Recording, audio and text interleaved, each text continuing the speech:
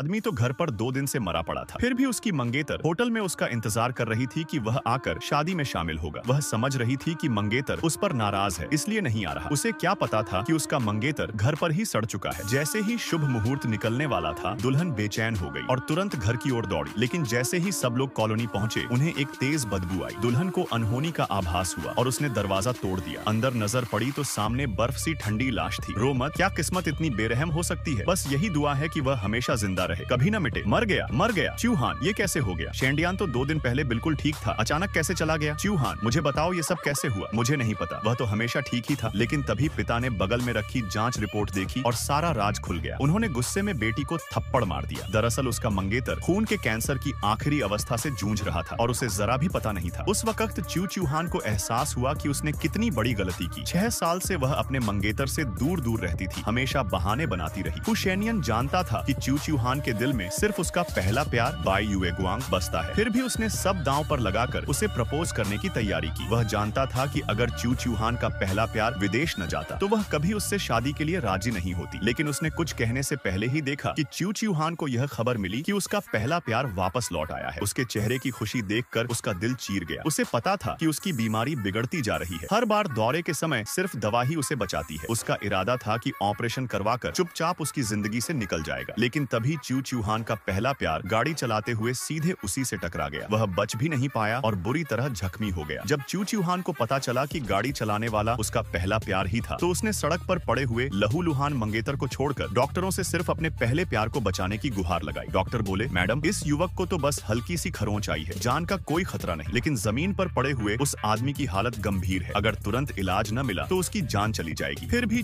चूहान चिल्लाई, पहले मेरे पहले प्यार को बचाओ, जल्दी। उस वक्त फू शेनियन को समझ आ गया कि 6 साल बीत गए, फिर भी वह चूहान का दिल नहीं जीत पाया। आगे पीछे सब गलतफहमियां, विश्वासघात और अंत में उसकी मौत। चूहान जब अपने विवाह के दिन मंगेतर को ढूंढने घर पहुंची तो बदबू और टूटा दरवाजा उसकी बर्बाद मोहब्बत का सबूत बन चुके थे।